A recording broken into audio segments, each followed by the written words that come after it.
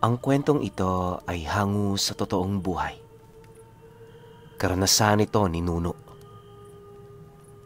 Taong 1980, Manghanoy, Negros Occidental.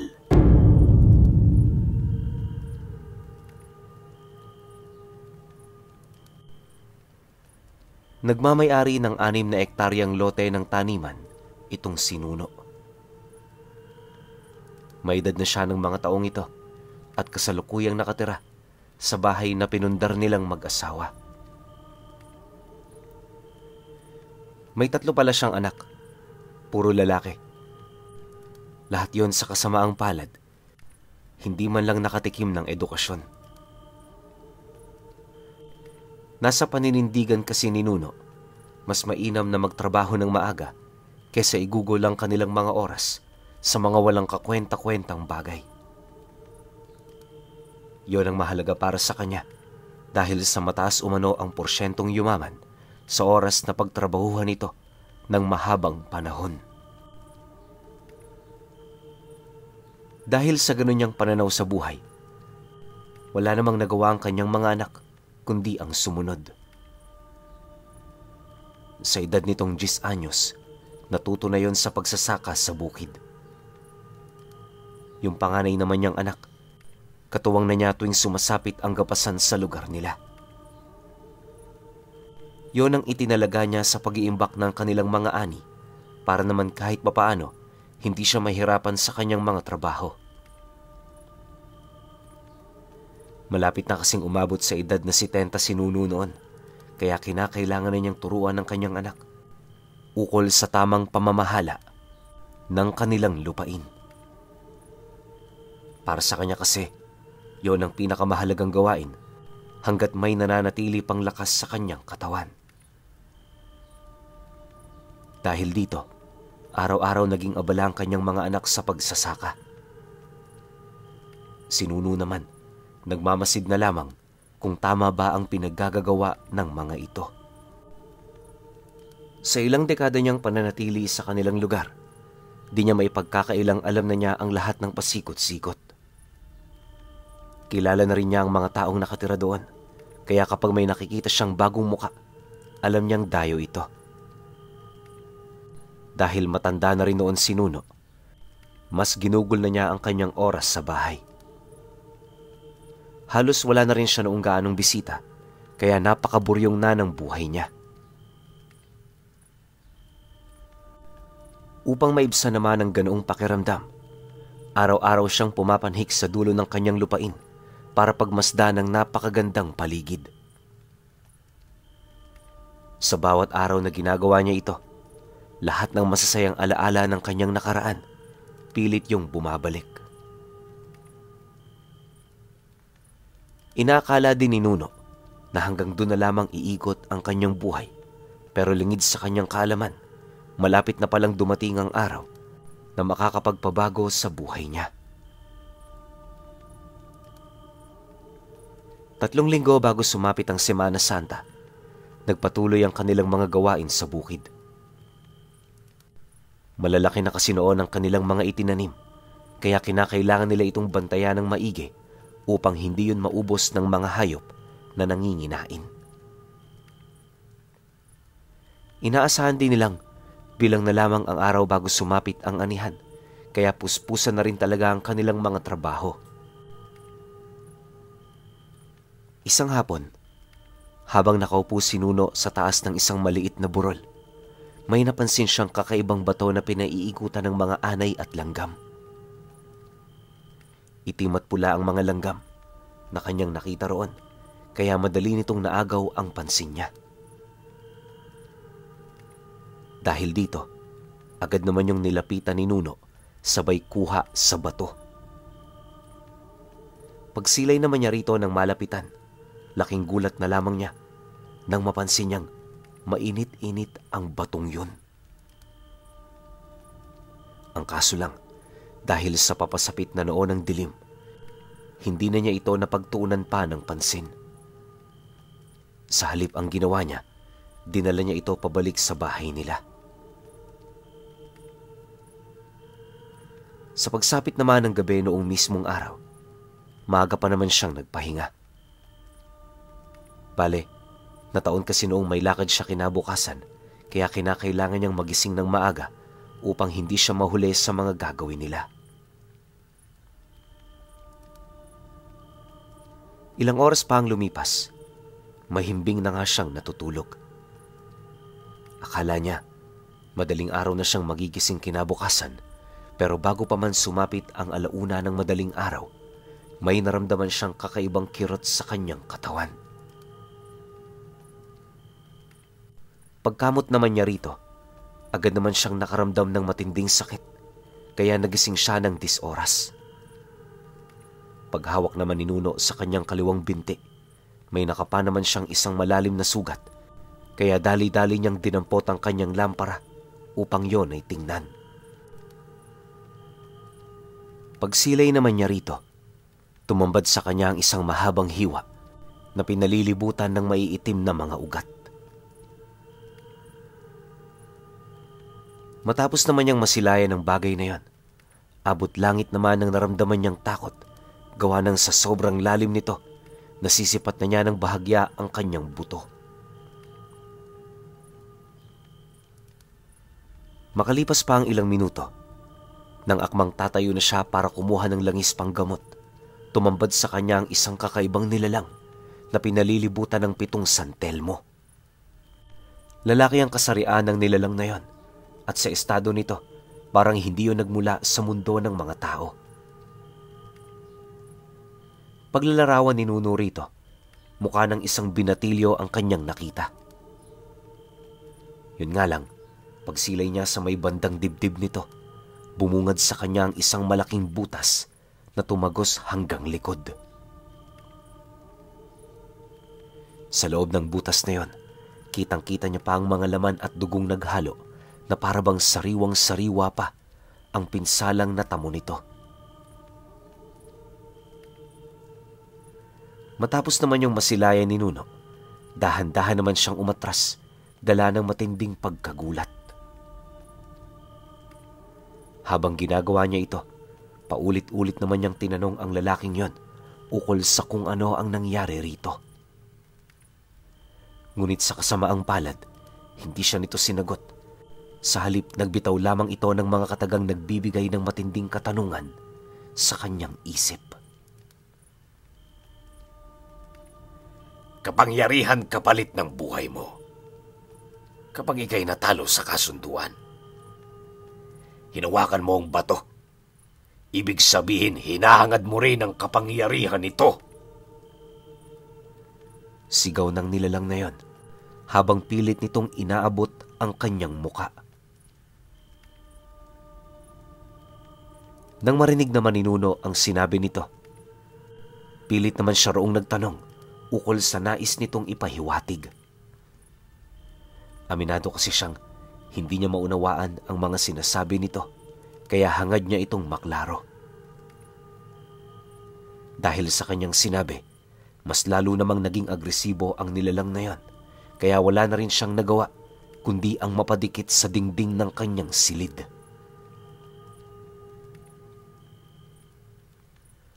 Pagdating naman niya sa sulok nito, pilit naman siyang nag-isip ng paraan kung papaano roon makakawala.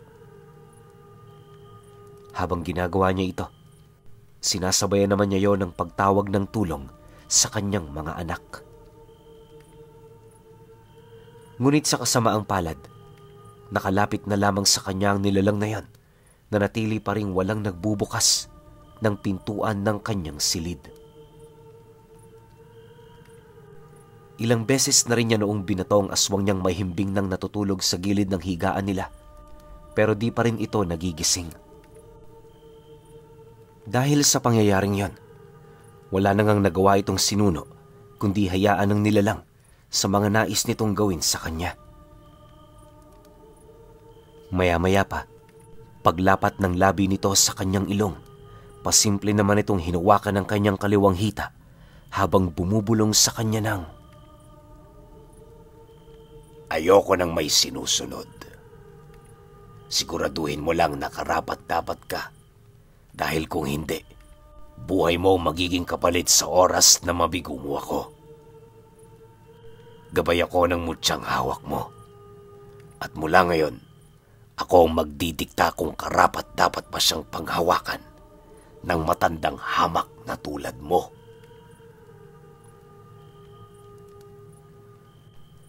Paglahad naman ng nilalang ng mga katagang yon, kitang-kita naman noon ni Nuno ang paglagay nito ng bato sa sugat niyang may malalim na hiwa. Matapos nun, gamit ang mga natural na sinulid, isinarayo ng nilalang. Nagdulot naman ito ng marka sa balat niya, pero sa isip-isip niya, mas mainam ng ganon ang kinahantungan ng kanyang sugat kaysa naman mano-mano niya pa itong paghilumin. Nang may sa katuparan na yon ng nilalang, dahan-dahan naman yung naglaho sa kanyang harapan at kasabay nito ang dali-dali namang pagpasok ng mga anak niya. Paglapit naman ito sa kanya, agad naman itong inilahad ang dahilan ng kanilang pagkataranta. Ani ng panganay niya, mag-iilang minuto na ang lumipas nang marinig nila ang tatay nila na umiiyak. Ilang beses na rin nilang sinubukang buksan ang pintuan ng silid nito, pero pakiramdam nila may humaharang doong napakabigat na bagay. Mabuti na lang, sa muli nilang pagtangka na buksan ito, nagawa na nila yon ng napakadali. Matapos nun, hindi na rin sila nagdalawang isip na lumapit sa kinaroroonan ng kanilang padre de pamilya. Pagkarinig naman ni Nuno sa naging salaysay nito, pinag-iisipan niya pa ng maigi ang tungkol sa mga nangyari. Hindi pa kasi yun kayang tanggapin ng kanyang utak. Gawa ng sa isip-isip niya, masyado naman yung imposible. Subalit, paghawak niya sa kanyang kaliwang binti, agad naman niyang nakapa ang mga sinulid na ginamit ng nilalang na yon. Dahil dito, wala na siyang nagawa kundi ang mag-isip ng dahilan kung papaano niya malulusutan ang ganoong sitwasyon. Hindi naglaon, nang makaisip na siya ng ideya, idinahilan na lamang niya na binabangungot siya. Ani pa ni Nuno, marahil dala lang yon ng matinding pagod, kaya kinakailangan na niyang magpahinga. Dahil sa kanyang sinabi, agad namang sumang-ayon ang kanyang mga anak. Paglabas naman ng mga ito, tahimik naman siyang humiga, hawak-hawak ang lampara. Kinabukasan paggising naman nila, halos manghina ang katawan ni Nuno, gawa ng wala siyang tulog buong magdamag. Hindi niya nagawa noong ipikit ang kanyang mga mata, gawa ng sa oras na sinusubukan niya ito, nakikita niya sa pangitain ang imahe ng nilalang na yon na nakangisi habang nakatitig sa kanya. Walang pati din yung bumubulong sa kanyang isipan na parang may mga bagay itong nais ipagawa.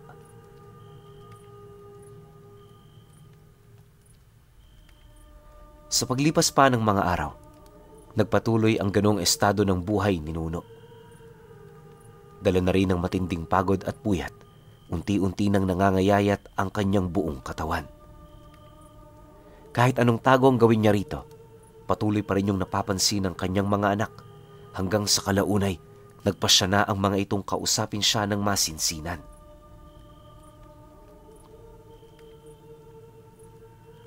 Nang maramdaman naman yon ni Nuno, agad naman niyang pinayuhan ang mga ito na wala yung dapat na ipag-alala sa kalagayan niya. Dagdag pa niya na, wala namang nangyayaring kakaiba, kaya mas mainam kung itutuloy lang nila ang kanilang mga ginagawa sa pang-araw-araw. Isang buwan pa noon ang lumipas, hindi niya nagaanong natututukan ang kanilang negosyo. Halos ibigay na niya kasi ang buong pamamahala dito sa kanyang panganay na anak dahil sa dami ng kanyang ginagawa.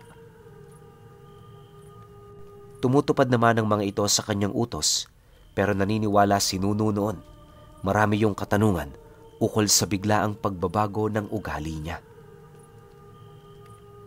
Inaasahan naman niya ito, lalo pat sa kanilang pamilya, wala pa siyang pinagsasabihan ng sitwasyong kasalukuyan niyang kinakaharap. Lingid sa kaalaman ng mga ito, nagkaroon ng kasunduan si Nuno sa gabay ng mutsyang kanyang nakuha. Kapag hindi niya nasunod ang mga hangarin nito, gagamitin nito ang kanyang sugat sa binti upang paghinain siya at kalaunay paslangin. Ayaw naman niyang mangyari ang bagay na yan. Gawa ng natatakot siyang iwan ng mag-isa ang kanyang asawa. Dahil sa ganoong rason, lahat ng ibinigay nito sa kanyang pagsubok, pilit niyang tinutupad. Noong una, purong pag-alalay at paggawa ng ritual ang mga ipinapagawa nito sa kanya. Pero habang tumatagal, inuutusan na siya nitong pumatay nang hindi naman kaaya-ayang nilalang. Nagsimula yon sa pagpaslang niya ng sigbin, hanggang sa inutusan na rin siya nitong pumatay ng mambabarang at mangkukulam. Kapag ginagawa niya ang bagay na yon, inuutusan siya ng nilalang na hindi siya kumain ng 2 araw upang maalis ang lahat ng bakas ng presensya ng mga ito sa kanyang katawan. Dahil sa ganoong kautusan, kaya na may mabilis ang naging pangangayayat ni Nuno. Dahil sa ganoong pangyayari, lahat ng pwedeng gawin para maibalik ang kanyang katawan, walang pagdadalawang isip niyang sinubukan. Ang kaso lang, masyadong mahigpit sa kanya noon ang nilalang. Ayaw siya nitong magkaroon ng karagdagang timbang sa kadahilan ng nasa paniniwala nito na kailangang may matikas na pangangatawan ang taong kanyang pinagsisilbihan. Kinakailangan ding likas ng malakas ito upang hindi siya mahirapan sa pagpapahiram dito ng abilidad. Habang tumatagal naman ang pagsasama nila, unti-unti na rin siyang naliliwanagan sa mutsyang tangan niya. Sa tulong na rin ng kanyang mga kakilalang antingero noon, napag-alaman niyang ang batong nakabaon sa kanyang hita ay isang mutsyang napakabihirang matangan dahil sa tindi ng mga kasunduan ng gabay nito sa nakakuha. Isa rin yun sa may pinakamalakas na uri ng abilidad na halos kayang pumantay na sa mga kakayahan ng diwata. Dagdag pa ng mga kakilala niya na ang batong nakabaon sa kanya ay nabuo dahil sa pagkakaisa ng lahat ng elemento.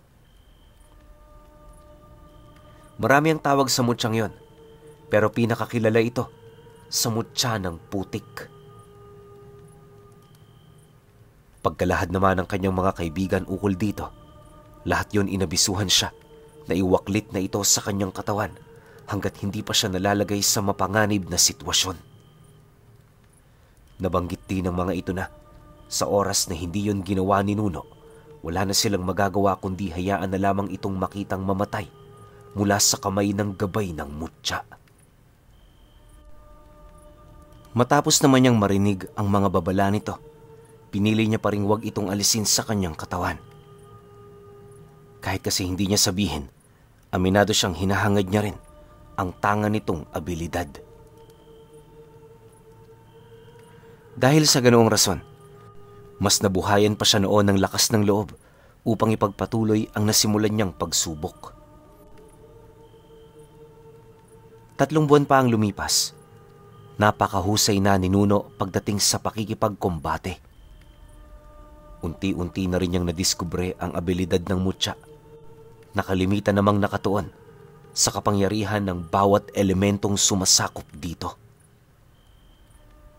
Ayon sa kanya, ang pangunahing abilidad din ito ay ang kumopya ng atake ng kalaban. Kalimitan niya itong ginagamit kapag kaharap niya ay ang mga nilalang na nasa panig ng kaliwa, gawa ng sa isa yon sa mga pangunahin nitong kahinaan. Sa totoo lang, pinuno, hindi naman talaga dapat malalagay sa ganoong sitwasyon itong si Nuno. Yun nga lang, parte ito ng pagsubok na ibinigay sa kanya ng gabay ng mutya. Sa mga sandali ding hindi niya yun sinunod, mabilis na kumakalat ang mga itim na ugat sa kanyang sugat na siya namang nagdudulot ng matinding sakit sa kanyang sistema. Dagdag pa niya na, habang tumatagal, mas lalong dumarami ang mga pinapagawa nito sa kanya. May ipinangako rin ng nilalang na yon na sa oras na matupad niya ang lahat ng hinihiling nito, tuluyan na itong magpapasakop. Nang malaman naman niya ang tungkol dito, kahit wala siyang ideya sa mga nangyayari, pinili niyang sundin ito. Sa isip-isip noon ni Nuno, matindi ang galit ng gabay ng mutya sa mga nilalang na nasa panig ng kaliwa, gawa ng yun palagi ang pinapapunteriya sa kanya.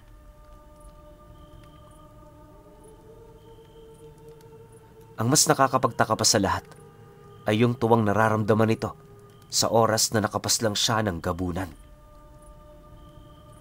Dahil sa mga ganun niyang gawain, unti-unti nang naging matunog ang kanyang pangalan hanggang sa kalaunay napansin na lamang niya na purong mga aswang na pala ang gustong makigapas sa mga pananim niya. Dahil dito, agad naman siyang humingi ng tawad sa gabay ng mutya, gawa ng nararamdaman niyang malapit ng malagay sa panganib ang buhay ng kanyang pamilya. Upang hindi rin yun magalit sa kanya, humingi siya roon ng dispensa habang inilalahad ang nais niyang pagtalikod muna pansamantala sa mga iniuutos nito. Nang marinig naman ito ang kanyang sinabi, di naman ito maiwasang tumawa habang sumasagot sa isipan niya ng, "Gawin mo lang kung ano ang gusto mo. Matagal na tayong magkasama, kaya pagbibigyan kita. Alam mo naman siguro sa ngayon, Nuno, na walang higit na makakapantay sa amoy ng dugo ng mga nilalang na iyong pinapatay. Malakas ka, at dahil sa iyong kalakasan, mula sa araw na ito, susunod na sa mga hangarin mo ang mutyang tangan mo. Malaya ka na sa sumpa." Dahil sa sinabi nito, halos hindi naman siya noon makapaniwala. Ang buong akala niya kasi, habang buhay na siyang aalipinin ng nilalang na yon. Para sa kanya, ayos na rin naman ito, gawa ng bukod sa nakakatulong siya sa ibang tao, nagagawa rin niyang mabawasan ang hindi mabilang na dami ng mga aswang. Matapos naman nilang mag-usap noong mga oras na yon, agad naman niya nung napansin ang pagkawala ng mga itim na ugat na halos sumakop na sa kabuuan ng kanyang binti. Pagsilay naman niyang humilom na rin ang kanyang sugat, abot langit naman ang tuwa na kanyang naramdaman. Ilang araw pa ang lumipas, mabilis na bumalik ang katawan ni Nuno.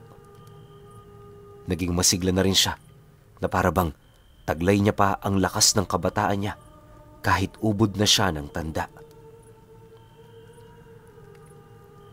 Nang mapansin naman yon ng kanyang mga anak, di naman ito mapigil na matuwa ukol sa kanyang naging kalagayan. Yung asawa naman niya, gulat na gulat, gawa ng noong mga nagdaang buwan, inakala nitong malapit na siyang pumanaw. Pagsilay naman ni Nuno na masaya na ang kanyang pamilya, hindi na rin siya noon nagdalawang isip na muling bawiin ang kapamahalaan sa kanyang mga lupain. Upang hindi na rin malagay sa alanganin ng kanyang mga anak, inabisuhan naman niya itong magpahinga na muna sa pamamahay nila. Hanggat maaari, wala rin siyang pinasama sa paglilibot sa kanilang mga lupain upang masigurong walang magiging saksi sa kanyang mga gagawin. Isang hapon, habang naglilibot naman si Nuno sa lugar na yon, may nakita siyang 3 magsasaka na abalang-abala sa pagtatrabaho kahit nasa katirikan ng araw. Malayo pa man sa mga ito, alam niya nang nagtataglayo ng masasamang dugo, kaya paglapit niya hindi na siya nagdalawang isip na kumprontahin yon ukol sa nais niyang mangyari. paglahad naman niyang hindi na niya kailangan ng serbisyo ng mga ito, bigla naman yung natigilan habang nagwiwika sa kanya ng, "Sa anak mo kami nagkaroon ng kasunduan. Di ba balakatanda noong mga nagdaang araw? Patapusin mo kami sa aming napagkasunduan at wala tayong pag-uusapan." "Patapusin? Hindi pagsasaka ang pakay ninyo rito. Alam ko yan. Gusto niyong gumante, hindi ba? Alam niyo, nagtataka lang ako. Hindi naman kayo kabilang sa lahing pinagpapapatay ko. Kaya hindi ko mawari kung saan nagmumula ang galit ninyo eh. Umalis na kayo. Tapos na ang trabaho niyo rito. At isa pa, mula sa araw na ito mananahimik na rin ako. Wala na kayong dapat na ipag-alala, sapagkat tapos na ang mga pinapagawa sa akin ng aking mutya." Wika naman doon ni Nuno na may halong paninindak. Dahil sa kanyang sinabi, mas lalo namang umatungal sa galit ang mga ito, gawa ng sa isip-isip nila. Hindi sila laruan para itrato ng ganon ni Nuno.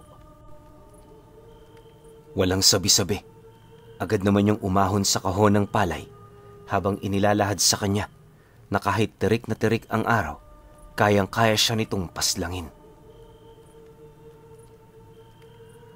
Nang marinig naman niya ang tungkol dito, dahan-dahan naman siyang humawak sa batong nasa paanan niya habang nagsasambit ng mga buhay na salita.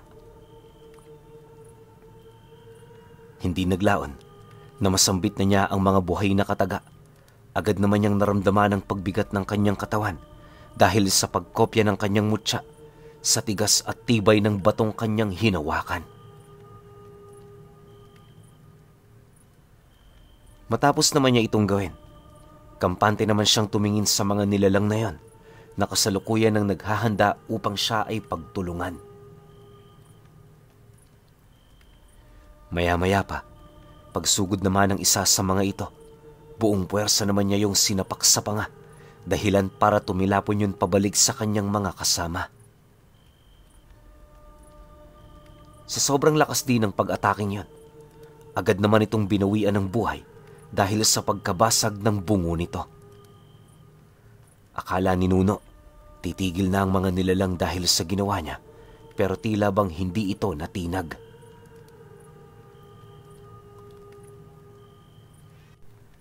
Imbis na kumaripasyo ng takbo papalayo, mas lalo lang itong nagtangkang lumapit sa kanya, kaya hindi siya nag-alangan pang sunggaban ng mga ito. Sa kanilang pagbubuno, walang patid naman siya nitong inundayan ng saksak sa katawan, pero lahat yun hindi tumalab. Sa sobrang lakas ng mutyang tangan ni Nuno, kahit damit niya, hindi kayang masira ng 2 aswang. Ilang minuto pa ang lumipas, nang mahawakan naman niya ang isa sa mga ito, agad naman niyang binali ang leeg nito sabay balibag sa kasama nitong nagmamadali na sumugod sa kanya. Dahil sa ginawa niyang yan, agad naman niyang sumubasob sa lupa at nung akmang tatayo pa ito, walang pagdadalawang isip naman niya itong inapakan sa dibdib. Noong una, sinubukan pa yung alisin ng nilalang. Subalit dahil sa sobrang bigat nito, wala na rin yung nagawa kundi hayaan si Nuno na basagin ang kanyang mga tadyang. Nang madurog na niya ang dibdib ng nilalang, bigla naman yung sumuka ng dugo bago ito tuluyang bawian ng buhay. Matapos ang mga pangyayaring yon, agad naman niyang ipinagpatuloy ang kanyang paglilibot sa lugar. Inaasahan niya kasing nasaksihan ng mga aswang na naroon ang kanyang ginawa, kaya alam niyang wala na itong lakas ng loob para magmatigas pa sa kanya. Maya-maya pa, nang makasilay siya ng iilan sa mga ito, hindi nga siya nagkamali. Bago pa man siya roon makalapit, para na itong mga dagang nagsipulasan papalayo. Sa loob lamang ng ilang oras, nalinis na niya ang kanyang lupain, kaya bago pa man tumungtong ang araw ng pagtatanim, naibalik na niya ang mga dati niyang trabahador. Iniwasan na rin niya noong tumungo kung saan-saan upang mabantayan ang kanyang pamilya na walang kaide-ideya sa sitwasyong kinakaharap niya. Gaano man kalakas ang taglay na abilidad ni Nuno, hindi pa rin siya gaanong nagpakakampante gawa ng merong isang bagay na pangunahing kahinaan ng mutya ng putik. At yun ay walang iba kundi ang pakikipaglaban sa kanya sa espiritual na kombate. Mangmang pagdating sa ganoong karunungan itong si Nuno, kaya hanggat hindi niya pa yun napapalakas, mas pinipili niyang mag-aral na muna kaysa makipaglaban siya.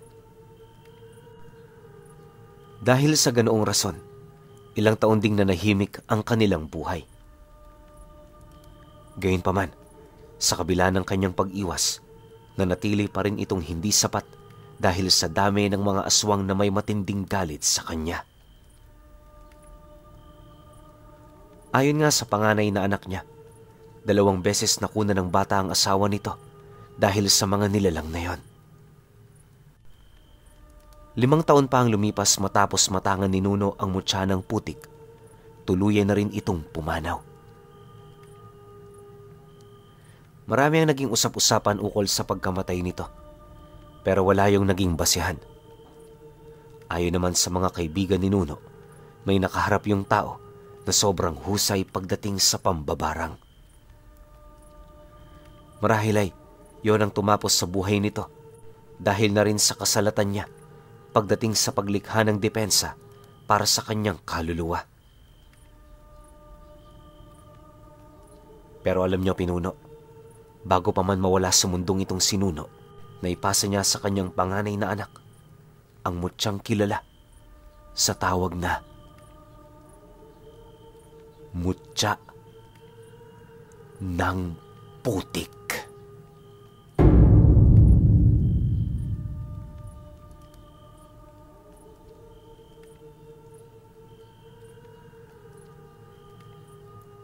Okay. Opinyon ko sa kwento. Grabe tong mutya ng putik, no? Ang sabi rito, kaya nitong pumantay sa lakas ng mga diwata. Bakit? Kasi nahulma tong mutya ng putik na to nung panahon na pinagsama-sama halos lahat ng elemento sa kalikasan. So hindi na ako magtataka na kung bakit ganito to kalakas. Pero, yun lang. Magiging kahinaan mo pala rito kapag wala kang alam o kapag wala ka pang gaanong aral pagdating sa mga buhay na salita, sa espiritual na pakikipaglaban. Diba? Pero kung sa pisikalan lang pag-uusapan, wala. Palagay ko walang makakatalo sa'yo rito kapag ito yung tangan mo. Pero syempre, hindi natin alam kung may iba pang klase ng mutya na kayang tumapat dito.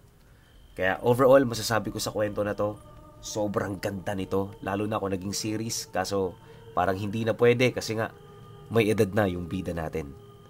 Pero syempre, kayo pa rin. Kung may opinion kayo sa kwentong ito, comment nyo lang sa baba. Yun lang.